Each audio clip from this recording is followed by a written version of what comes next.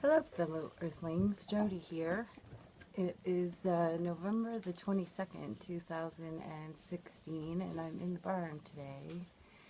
We got winter. It's full-on winter. It came the last 2 days, and we're kind of snowed in, actually, so I've been shoveling and forking hay and doing a lot of stuff. I thought I'd just come in, sit in the barn and chill out with everybody for a minute, and I thought, hey, I'll do a card reading. Always good to know what our guides have to say. So I'm with, this is Whiskey. Hello, Whiskey's a baby alpaca, otherwise known as a cria. And he's the son of Brandy, who's all full of burrs here, eating hay beside me. And that is my Jacob Ram, Jacob, in the background. Looking very majestic. Anyway, hopefully we'll be able to do this with all the company, but it's fun to have it. Anyway, we'll do a card reading.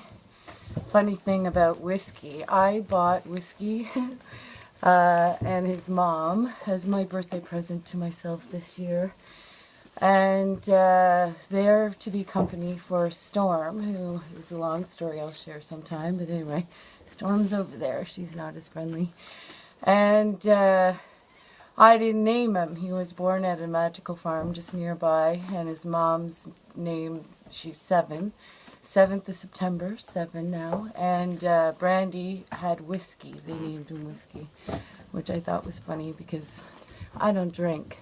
And I definitely never drank whiskey because I watched lots of other people drinking whiskey, and if I had any main observation, it's that whiskey makes you wet the bed. So anyway, it's funny. I got my Whiskey, and he's the only Whiskey that'll ever touch my lips. He gives kisses. Kisses, Whiskey. Not now. Anyway, we're going to pull a card from Earth Magic Oracle deck, and that's cards by Stephen D. Farmer, and I love them. So much wonderful guidance comes through these cards. So we'll just ask for the highest source available to us in the barnyard and the universe today. What would be a good thing for us to know right now, today, and for the highest good of all involved? And I do, like during Virtue, I shuffle the deck and then I just wait and see what card wants to come, what card has the wisdom that we require. And here's a card for today. And if Nala doesn't knock over everything, this is Nala. The purring that you're hearing. There she is. Nala. And the card that we pulled today is Eagle. Communication. Just 2 weeks ago, 2 bald eagles swooped around the teepee in the front yard. So we'll read Eagle and communication. Yep, those are rams, being rams in the background, also going for the hay, so might get a little loud. Eagle.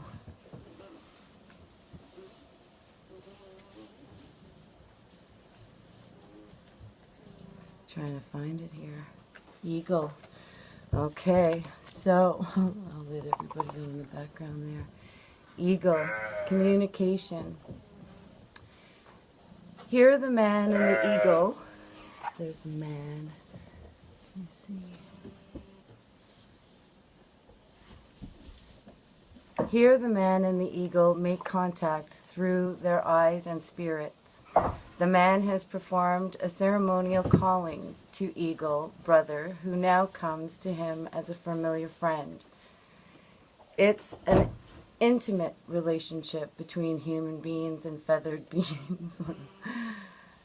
One of both spirit and flesh, yet it's ultimately this deep spiritual kinship that connects them, formed from their recognition of the sacredness of this bond. Eagle spirit is often associated with the highest and noblest, encouraging us to let our spirit soar. Through this communication, we know that we can touch the sky. We know that we can be more than just two-legged creatures clinging to the ground. We're ultimately related to all of life on this planet, and it's through communicating with any expression of life that we realize how virtually connected we all are.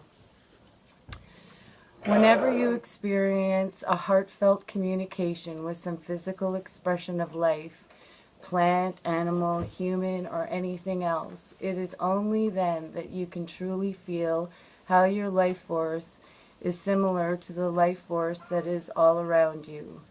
It is only a matter of the difference in form. An essence is articulated into the physical world in a multitude of ways. That is the same in everything and everyone, although it manifests in various shapes and characteristics. This essence in spirit, we'll have to put Nala down, emanating from the care of all things, the core of all things. Communication with nature is essential for you now. Take some time to do an open-eyed meditation with any nearby animal or plant. Relax your body as much as possible. Breathe consciously and keep your attention on the life form you are communicating with.